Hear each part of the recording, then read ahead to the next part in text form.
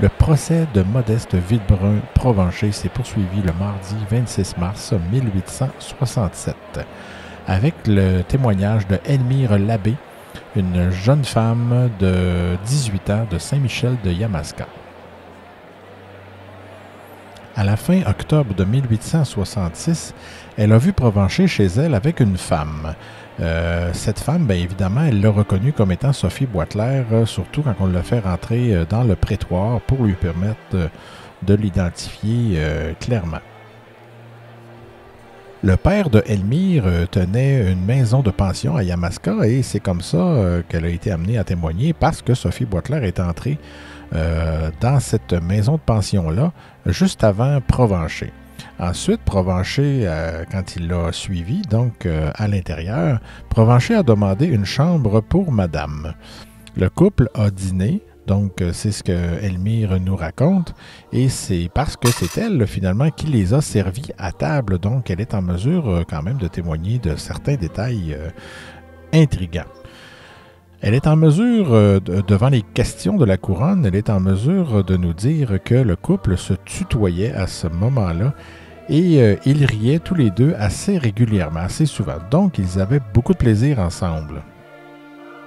Tout bonnement, Elmire a fini par leur demander d'où ils venaient et Sophie lui a répondu de Saint-Zéphirin. Donc, c'était pas un mensonge de ce côté-là. Mais avant de partir, elle avait dit qu'elle demeurait plutôt à Richemont. Donc, volte-face ici sur ses origines. Le 8 janvier 1867, Elmire a revu Sophie, donc on imagine peut-être qu'elle a été confrontée pour l'identifier à ce moment-là, parce que là, le 8 janvier, c'était le moment de l'enquête de coroner et tout cela. Donc, elle a été confrontée à Sophie en présence d'ailleurs du grand connétable. Mais Sophie a nié complètement être passée par Yamaska durant au moins 2 ans.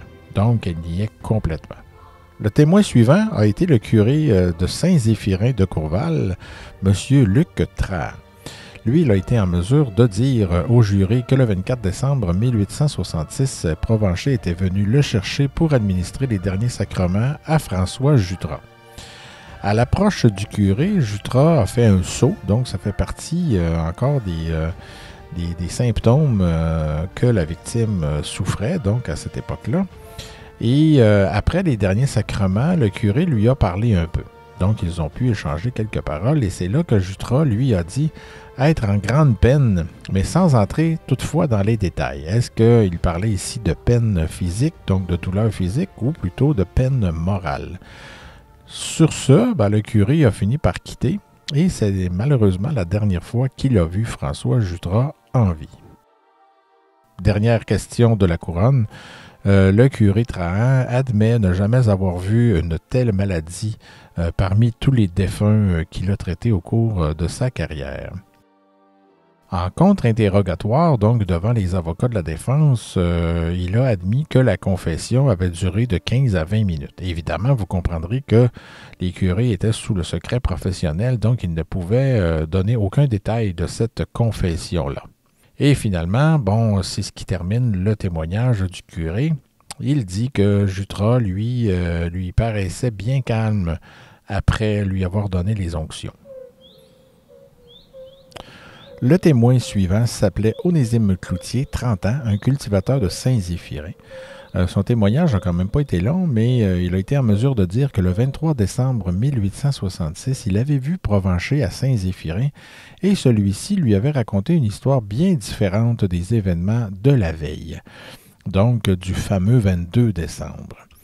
De son avis, donc de l'avis de Provencher, son escapade dans les bois avec Jutras, il a raconté qu'il s'était donné beaucoup de mal pour sortir Jutras du bois, au point de briser même la voiture et d'avoir couru après la jument. Donc là, il essayait de se défendre peut-être un peu, il essayait d'ajuster peut-être les événements à sa façon.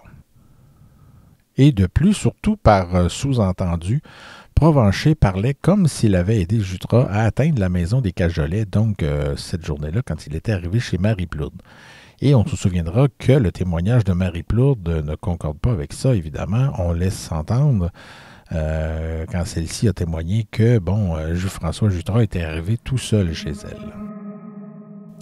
Édouard Amand était un autre cultivateur de Saint-Zéphirin, celui-ci âgé de 62 ans.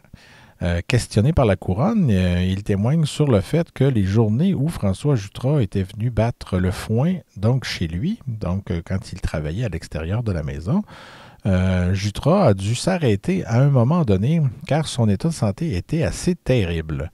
Il a même vomi et une fille à la ferme, donc une employée peut-être de la ferme de M. Amand, lui a préparé quelque chose de chaud pour le soulager. En contre-interrogatoire, la défense lui a demandé, ce qui a suscité cette réponse-ci, c'est que Jutras est allé coucher chez lui tous les soirs qu'il a travaillé chez Amand. Donc, Amand, c'est ce qu'on en déduit, M. Édouard Amand restait suffisamment loin que lorsque François Jutras allait travailler chez lui, il restait à dormir sur place. Antoine Houle était un autre cultivateur de Saint-Zéphirin, âgé de 35 ans.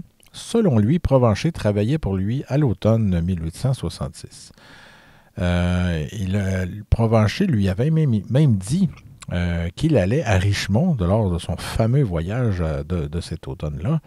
Et à son retour, il avouait être allé à Sorel avec Sophie Boisclair sur la demande de François Jutras, qui lui aurait demandé d'accompagner sa femme pour acheter de la farine. Donc là, on se mêle encore dans les menteries. Là, on parle de Richmond. Finalement, non, je suis allé à Sorel. Et là, il prétend qu'il est allé avec Sophie Boisclair à la demande même de François Jutras. Donc, c'est le total, c'est le bordel total. Lors de l'enquête du coroner, donc le témoin Houle, nous apprend aussi que Provencher peinturait le cercueil au moment où lui est arrivé sur place. Il a dit à Houle, d'ailleurs, « Voyez ce que c'est, M. Houle, pour avoir voulu rendre service à ces gens-là, peut-être que je vais être dans le trouble. J'ai voulu aller chercher le médecin. Mme Jutras m'a dit de ne pas l'amener, vu qu'elle était trop pauvre, et de n'emporter que les remèdes. » Ensuite, pendant l'autopsie, ce témoin-là est en mesure de nous dire que Sophie Boisclair a demandé à M. Houle si le pathologiste trouvait quelque chose dans le corps de son mari. Évidemment, lui, il a répondu qu'il ne le pouvait pas, parce que, semble-t-il, il ne connaissait pas ça, car il fallait aussi des personnes instruites pour comprendre les termes des médecins. Donc, c'est la réponse qu'il a donnée. Selon lui, elle avait l'air inquiète à ce moment-là et transportée. Transportée dans le sens que, un petit peu excitée peut-être. M. Houle, en contre-interrogatoire, donc devant les avocats de la défense, a dit qu'il y avait une grande foule dans la maison. Donc, il a admis que oui, il y avait beaucoup de monde à ce moment-là, que c'était agité. Il connaissait aussi assez bien Provencher et a affirmé qu'il ne l'avait jamais vu avec une moustache. Encore cette fameuse moustache. François-Xavier Lemaire était un apprenti menuisier de Saint-Thomas de Pierreville, âgé de 20 ans. En fait, il était le fils de Michel Lemaire, donc le fameux voisin et ami de la victime. C'est à lui que Sophie Boisclair a demandé d'aller dire au médecin de ne pas venir le soir de la mort de Jutras, donc d'annuler son voyage en disant que finalement on n'aurait pas besoin de ses services. Donc il peut confirmer cela, ce n'est pas des paroles en l'air. Mais ce qu'on apprend par contre, c'est qu'en allant voir le médecin pour annuler son fameux voyage, il a intercepté Provencher en chemin. Et Provencher lui a dit que le docteur lui avait répondu qu'il ne voulait pas venir. Donc, encore une autre version ici. Selon François-Xavier Lemaire, donc le fils de Michel Lemaire, c'est la dernière réponse qu'il va donner d'ailleurs sous serment, Sophie Boisclair lui avait dit de dire au docteur qu'elle pensait bien que son mari n'en reviendrait pas. Donc, elle essayait peut-être de dire au médecin quoi faire. Donc, elle essayait de faire de la médecine à un médecin et elle était convaincue que son mari allait mourir. Alors voilà, si elle était convaincue que son mari allait mourir, c'est peut-être parce qu'elle l'avait empoisonné. Donc, c'est une question que le jury va devoir se poser. Selon Théophile Lahaye, un cultivateur de Saint-Zéphirin de 37 ans, lui aussi, il est parmi les personnes qui ont assisté à l'autopsie. Et selon lui, le docteur Ladouceur lui avait demandé de l'assister pour tenir les chandelles. Donc, c'est lui qui s'occupait de l'éclairage. J'oserais pas parler d'éclairagiste ici, mais évidemment, il s'est occupé des chandelles pour aider les médecins dans leur travail. Louis Boisvert et Vincent Chassé ont assisté à l'autopsie. Donc, ils étaient 3. Ils n'avaient aucun lien, eux, avec les personnes impliquées. En contre-interrogatoire, Théophile Lahaye a été en mesure, évidemment, de dire qu'il y a des personnes durant l'autopsie qui sont entrées et qui sont venues voir, jeter un coup d'œil, donc par curiosité. Mais on imagine que les gens ne devaient pas rester très, très longtemps sur place. Selon lui, donc la dernière réponse de M. Lahaye, on comprend que le médecin travaillait dans l'estomac et il n'est pas impossible, selon lui, que quelqu'un ait pu jeter quelque chose à l'autre bout du corps. Mais encore une fois, c'est une possibilité, mais on n'a apporté aucun élément, du moins pour l'instant, sur le fait que le corps aurait pu être contaminé par quelqu'un. Louis Boisvert, 34 ans, était le bedeau de Saint-Zéphirin de Courval. Pour sa part, il confirme sa présence à lui lors de l'autopsie. Il est convaincu que personne n'a jeté quoi que ce soit sur le corps pendant l'autopsie. Donc, lui, c'est un petit peu plus clair. Avec sa présence, ça renforcit un peu la théorie de la couronne. Contre-interrogé par les avocats de la défense, il change cependant de position autour du cadavre selon les besoins en éclairage. Donc, il s'est ajusté autour de la table, on peut l'imaginer, selon les demandes du médecin et la douceur. Selon lui, au plus, il estime à 12 ou 13 personnes présentes durant l'autopsie. Donc, il n'y a jamais eu plus que 12 ou 13 personnes à la fois autour du cadavre. Par contre, il n'est pas impossible que quelqu'un ait contaminé le corps, puisqu'il précise que le docteur a déposé des morceaux du cadavre sur la table aux côtés. Donc, il revient un peu, il se contredit peut-être un petit peu là, parce qu'au début, il semblait être assez ferme pour dire que le corps n'avait pu être contaminé. Et ici, il ouvre une porte, là. Joseph Jutras, 45 ans, était cultivateur à Saint-Zéphirin et c'était aussi le cousin et voisin de la victime. Le 24 décembre, Jutras avait des douleurs. Ça, il confirme ça. On n'invente rien ici. Hein. C'est assez redondant, même, je vous l'accorde. Le 25 décembre, donc le jour de Noël, Jutras, donc son cousin, lui avait demandé à Louis Marcotte un veau mort pour appâter les renards, pour quand il serait mieux. Donc, il prévoyait que quand il irait mieux, il retournerait à la chasse aux renards, mais avec un appât donc différent du poison. Alors, ça laisse entendre assez clairement que François Jutras n'avait aucun intérêt ni l'habitude d'utiliser du poison pour la chasse aux renards. Jutras, donc toujours on parle du cousin ici, Joseph Jutras, avait une bonne santé, c'est ce qu'il dit de son cousin. Il était moins qu'au moment de la mort de son cousin, donc Sophie a demandé à ce qu'on aille prévenir le docteur de ne pas venir. Donc il confirme encore cette histoire-là qui devient assez solide, inattaquable. Après la mort de son cousin, Joseph, Narcisse Jutras aussi, donc le père de la victime, François-Xavier Lemaire et des beaux-frères se sont consultés dehors après pour partager leurs soupçons et ce sont eux finalement qui ont décidé d'alerter le curé. À cette époque-là, on alertait le curé avant le coroner, mais au moins on alertait quelqu'un des autorités dites officielles.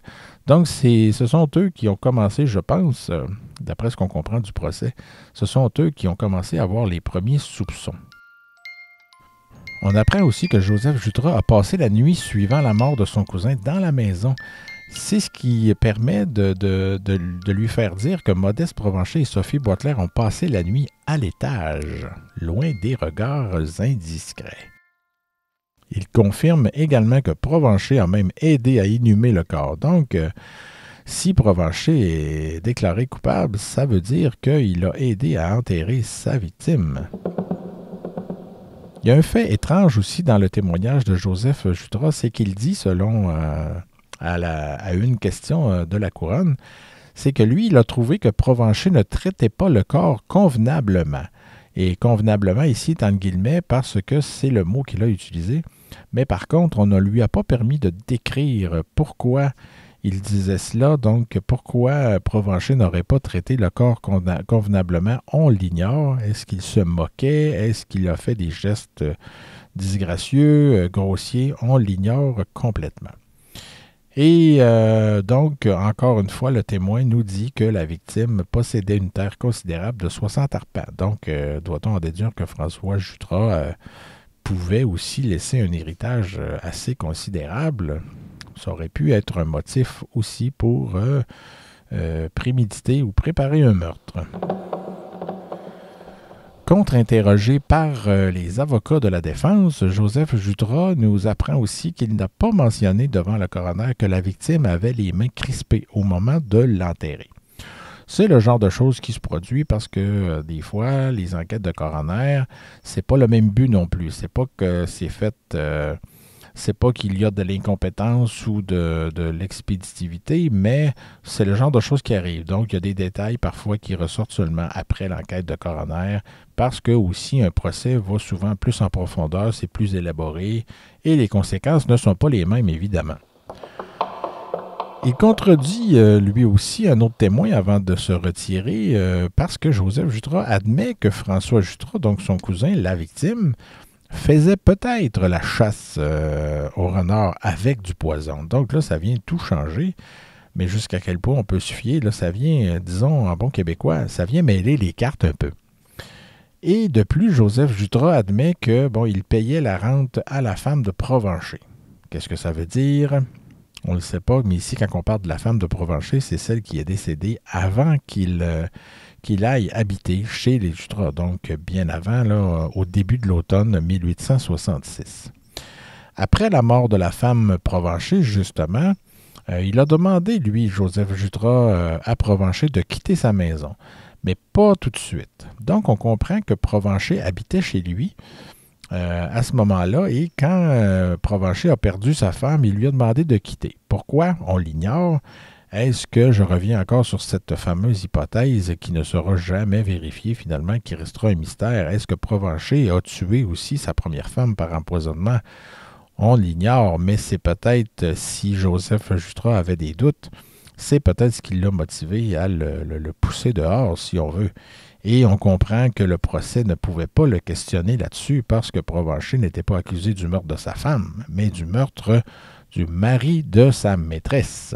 Donc voilà, on ne peut pas questionner un accusé sur des crimes contre lesquels il n'est pas accusé. Et finalement, toujours selon ce dernier témoin de la journée, Provencher était conscient que les gens jasaient contre lui, donc dans son dos, quand il est allé habiter chez les Jutras. Mais il aurait dit qu'il s'en moquait car cela faisait son affaire. C'est ce qui mettait fin au témoignage de cette journée. Donc, le juge a ajourné les audiences au lendemain, mercredi 27 mars. Donc, le premier médecin appelé par la défense a été Joseph Emery Coder, médecin chirurgien de Montréal, âgé de 53 ans. Et lui, il a dit « Mon opinion, d'après ces symptômes tels que rapportés, d'après l'autopsie et les analyses, est qu'il est impossible de se prononcer définitivement sur la cause du décès. » Bon, lui, il venait tout remettre en cause finalement. Et il ajoute même qu'une conclusion serait très incertaine avec ce qu'il avait entendu en cours. Et lui, en plus, il n'accorde aucune importance à tous les symptômes qui avaient été décrits par les témoins dits ordinaires. Il dit clairement dans son témoignage qu'il accorderait seulement l'importance à des témoignages faits par des médecins. La présence de sang noir, par exemple, lors de l'autopsie, il explique ça que, selon lui, ce serait seulement une quantité de sérum coloré qui s'y était amassé graduellement et qui constituait ce que l'on appelle de l'hydrothorax. Il parle plutôt, au lieu d'empoisonnement, de maladie inflammatoire. C'est assez surprenant, mais bon, on va le laisser continuer parce que la défense, évidemment, a le droit à sa présentation, a le droit de présenter sa stratégie. Il a même parlé que le rein était légèrement augmenté de volume et pour lui, ça, c'est un indice de maladie inflammatoire du rein, donc préexistant à la mort. Donc, il en déduit que M. Jutras était malade depuis longtemps et que, bon, ça n'avait aucun lien avec un quelconque empoisonnement et par conséquent, donc, pas de crime. Il dit aussi « Je considère que les symptômes décrits par les témoins ne sont pas des symptômes nécessaires et caractéristiques de l'empoisonnement par la strychnine. Et c'est là que ça devient intéressant parce que, évidemment, la couronne, quand elle présente sa preuve, les témoins peuvent être contre-interrogés par la défense. Mais lorsque la défense présente aussi sa preuve, la couronne a également le droit de contre-interroger les témoins. Et c'est d'ailleurs ce qui s'est produit. La couronne a contre-interrogé ici le docteur Coder, et ce qui l'a obligé de répondre que la seule expérience que j'ai faite des effets de la strychnine, j'ai empoisonné un chien qui est mort en 2 heures. Donc, c'est la seule expérience qu'il a eue avec la strychnine. Il doit même admettre que je n'ai jamais fait d'expérience pour trouver de la strychnine. Je n'ai jamais traité par analyse chimique de matière pour la strychnine. Donc, ça limite déjà ses connaissances, en tout cas, je pense, si je réfléchis comme un jury. Il a été également obligé de dire que je n'ai connaissance personnelle d'aucun cas d'empoisonnement par la strychnine. Je n'ai jamais entendu parler d'empoisonnement par la strychnine en Canada ou même en Amérique. Alors voilà qui détruisait pratiquement sa crédibilité. Mais par contre, il persiste en disant que je ne puis attribuer le mal du défunt, donc de François Jutras, à aucune maladie particulière. Il est mort d'une inflammation chronique de l'estomac et du foie qui ont amené les désordres remarqués dans l'organisation. Bon, on va passer peut-être un petit peu plus rapidement sur les autres témoins de la défense parce que ça se ressemble beaucoup, là. Il y a eu Louis-Joseph Moll, par exemple, médecin de la ville de Berthier, âgé de 49 ans, qui dit principalement que je crois que les symptômes donnés par les témoins sont bien douteux, mais bon, les éléments qu'il apporte sont eux-mêmes douteux. Il y a eu le docteur Jean-François Régis Edelmar Saint-Cyr, médecin et chirurgien de Berthier, âgé de 27 ans, qui a dit que, d'après la description des symptômes et des procès-verbaux d'analyse et d'autopsie, ma conclusion n'est pas que le défunt est mort d'empoisonnement par la strychnine. En fait, dans mon opinion, le défunt est mort d'une angine de poitrine causée par l'hydrothorax. Bon, là, on ne parle plus d'inflammation, on parle d'angine de poitrine. Donc, ce que j'en comprends, c'est que même les médecins de la défense commencent à se contredire eux-mêmes. Et contre-interrogé par la couronne, ce qui est toujours très intéressant, il doit admettre que je n'ai pas fait d'études spéciales de la chimie. Quand même pas rien. Je n'ai pas non plus fait d'études spéciales de la toxicologie. Je n'ai jamais cherché à trouver de strychnine par des procédés chimiques. Et écoutez bien cela, le plus cocasse arrive ici lorsqu'il déclare « Je n'ai pas lu le rapport de l'analyse, mais je l'ai compris ». À la toute fin, on a même entendu les 2 fils de Provencher, donc les 2 fils qui habitaient aux États-Unis.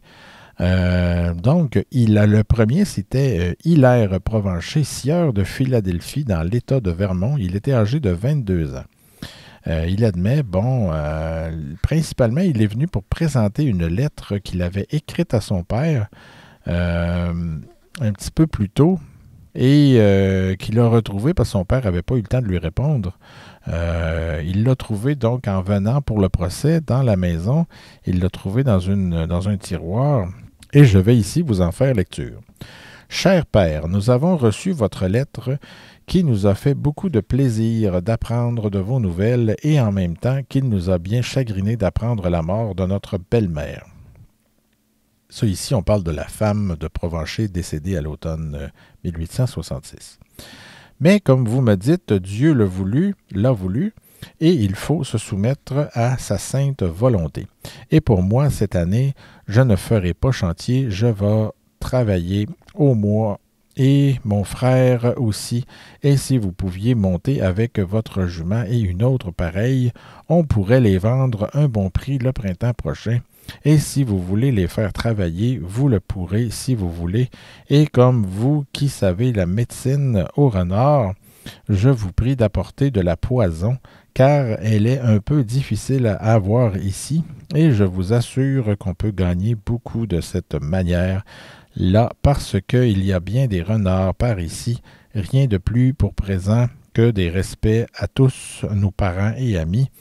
On est et sera pour la vie votre tendre fils, H. Provencher. Donc ici, il est assez clair, selon moi, que la défense voulait démontrer que, avant même la mort de François Jutras, un des fils de Provencher avait demandé à son père d'apporter du poison aux États-Unis lors d'une visite, donc ce qui pourrait justifier l'achat de poison par Provencher. Mais bon, je ne veux pas juger, et je le dis aussi, je ne veux pas me tirer dans le pied en disant cela, pas juger un contexte historique avec nos yeux d'aujourd'hui, mais on peut soupçonner, en ayant vu d'autres cas aussi, que souvent la défense présente des preuves désespérées pour tenter de sauver la tête de son client. Et il n'y a rien qui nous prouve ici que la lettre a été vraiment écrite à la date prévue, donc avant le décès de François Jutras.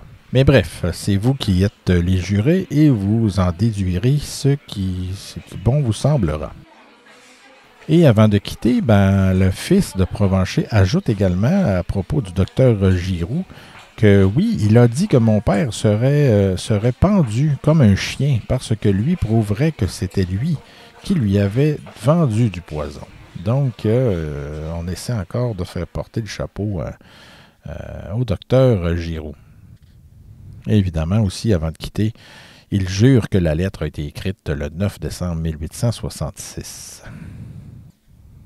Et avant de conclure vraiment et d'entendre les plaidoiries, la couronne est revenue très brièvement avec un dernier témoin, donc Thomas Hart, qui avait déjà été entendu, mais on lui a permis de dire ceci.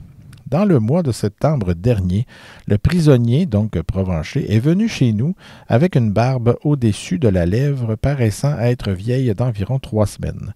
Il avait une impériale et un peu plus de favoris qu'il n'en a là.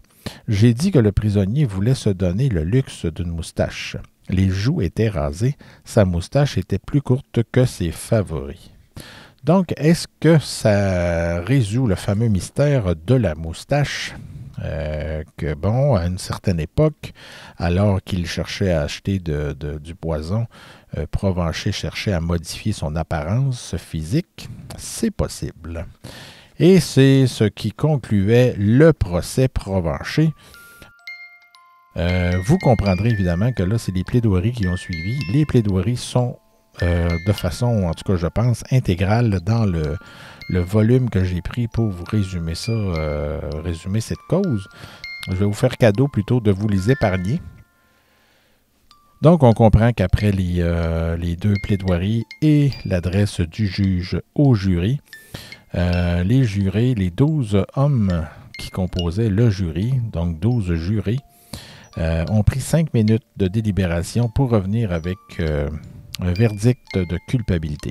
Donc, M. Provencher était déclaré coupable. Apparemment que le greffier a fait preuve d'une certaine émotion dans la voix quand il a demandé à Provencher s'il avait quelque chose à déclarer. On raconte que le prisonnier s'est recueilli un moment et a fait signe à son avocat et tout ça pour le consulter avant de déclarer ceci, et je cite dans les mots de l'époque, là, j'ai à dire que je ne suis pas coupable. Je sais ce qui a fait le coup, mais c'est pas les accusés.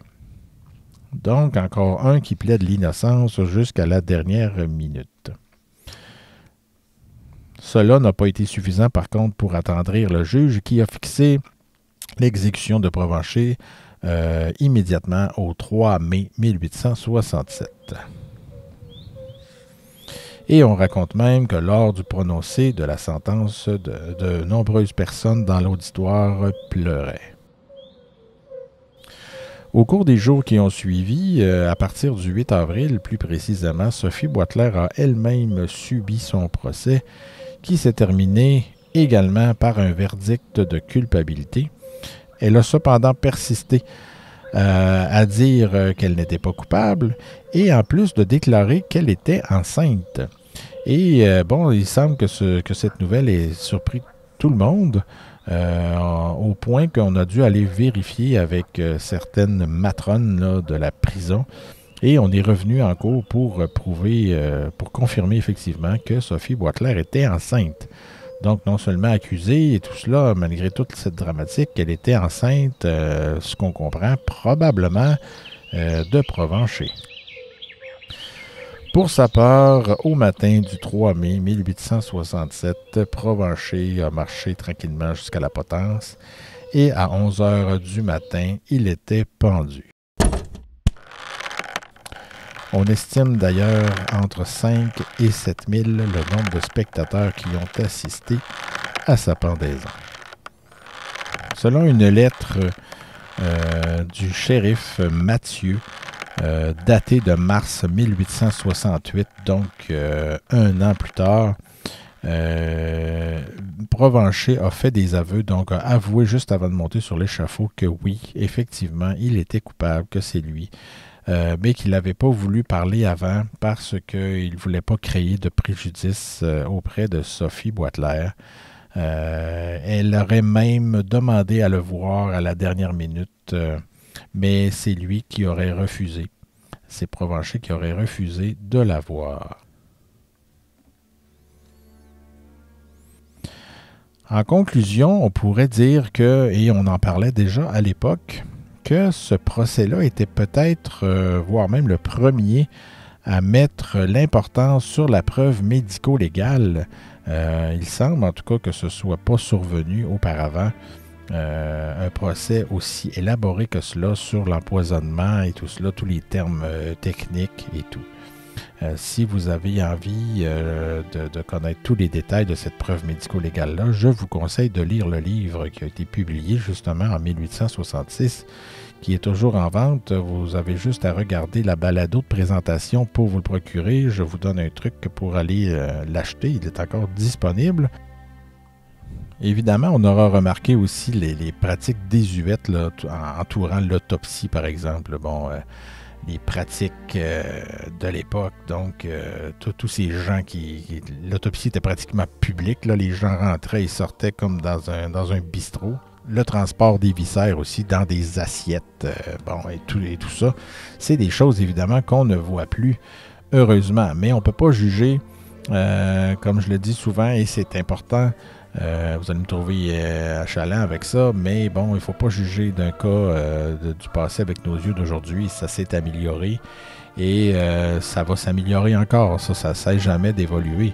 C'est comme de dire que, bon, un crime des années 70, on reprocherait des policiers de ne pas avoir fait d'analyse ADN, mais ça n'existait pas à cette époque-là, donc on ne peut pas leur reprocher ça. Donc, eux, ils travaillaient avec ce qu'ils pouvaient et je pense même que c'est un exploit d'avoir prouvé la présence de strychnine et tout ça pour cette époque-là. Parce que le crime, comme par exemple, on peut le soupçonner, mais on ne le saura jamais, la première femme de Provencher, peut-être aussi que ça avait fonctionné et que ça les a motivés à poursuivre et à se débarrasser également de François Jutras. C'était peut-être leur deuxième meurtre pour pouvoir vivre ensemble ensuite. On l'ignore finalement, mais bon, les traces de poison, on peut soupçonner que des victimes par le passé, avant ce procès-là, il y aurait pu avoir des meurtres par empoisonnement et qui sont passés complètement dans l'oubli. Bon, on a remarqué aussi que le procès nous a démontré qu'il y avait eu beaucoup d'ouï-dire. Encore une fois, c'est difficile de juger à cette époque-là, mais par contre, on sait que déjà c'était à cette date-là, que le oui-dire n'était pas admis, donc on aurait pu, je pense, être un petit peu plus sévère sur le oui-dire. Le juge aurait pu être un petit peu plus à son affaire, mais bon, c'est une chose encore qui allait s'améliorer dans les procès. Et évidemment, aujourd'hui, le oui-dire, ça passe plus vraiment. Aussi, vous aurez remarqué, bon, le docteur Giroux, au passage, c'était peut-être pas un docteur très, très parfait dans sa pratique parce qu'il a accepté de vendre du poison à un inconnu, donc ça sans prescription. Évidemment aussi, c'est une pratique qui a changé, tout comme ça me fait penser aussi à l'affaire de saute au cochon alors qu'on vendait de la dynamite dans les quincailleries. Et évidemment, présentez-vous pas chez Rona en commandant de la dynamite aujourd'hui, vous allez être surpris, vous allez peut-être repartir en autopatrouille. Donc, évidemment, la preuve circonstancielle aussi, qui est très importante, elle est souvent critiquée, mais je pense que c'est parce qu'elle est mal comprise. Quand on lit les adresses de juges, on peut comprendre un peu plus. C'est la preuve circonstancielle, quand elle est bien montée, c'est souvent la plus solide. Je n'y reviendrai pas dans les détails, mais on va avoir d'autres exemples avec le temps. C'était d'ailleurs le cas de Saute-au-Cochon. Personne n'a remis en doute la culpabilité d'Albert Gay, et pourtant c'était de la preuve circonstancielle. C'est la plus répandue d'ailleurs, parce que la preuve directe, c'est rare qu'un meurtre prémédité, il va y avoir des témoins directs, parce que le tueur, lui, veut se cacher, il ne veut pas avoir de témoins. Alors voilà, c'est un petit clin d'œil ici à la preuve circonstancielle. D'autre part, sur les accusés eux-mêmes, Boisclair et Provencher, je pense qu'ils ont sous-estimé la puissance des citoyens et des enquêtes policières. Évidemment, le mot enquête aujourd'hui, c'est tellement populaire qu'on l'utilise, même les artistes, j'ai vu ça, bon, on les nomme des enquêteurs pour trouver je ne sais pas trop quoi, là, dans des émissions culturelles. Là, c'est un peu le mot, je pense, devient banalisé, c'est dommage. Mais à cette époque-là, les enquêtes étaient très méconnues des citoyens. Et je pense que Boisclair et Provencher ont sous-estimé cette puissance-là, parce que là, ils ont raconté des mensonges de leur voyage, entre autres, à l'automne 1866. Ils ne pensaient pas que tout ça pouvait être rassemblé à un moment donné et qu'ils auraient à être confrontés à des témoins. Donc, il y a cette affaire-là aussi. Je pense peut-être qu'ils avaient un excès de confiance dans leur projet commun. Évidemment, bon, je reviens sur la femme de Provencher. On ne connaît même pas son prénom, qui est morte à l'automne 1866. Là, on peut se questionner parce que Provencher a été reconnu coupable et tout ça. Donc, là, c'est prouvé que lui et Sophie Boisclair sont des meurtriers. Mais est-ce qu'ils ont eu, entre guillemets, un coup de pratique avec la femme de Provencher une première fois? Quelles sont les chances, justement, qu'elle soit morte de cause naturelle, justement, pour permettre à Provencher d'aller habiter chez les Jutras et ensuite de poursuivre son projet? Peut-être qu'on fabule, elle est peut-être morte de cause naturelle, puis c'est ça qui a suscité ensuite les idées qui ont suivi, donc le plan qui a suivi. C'est triste, mais on ne le saura jamais.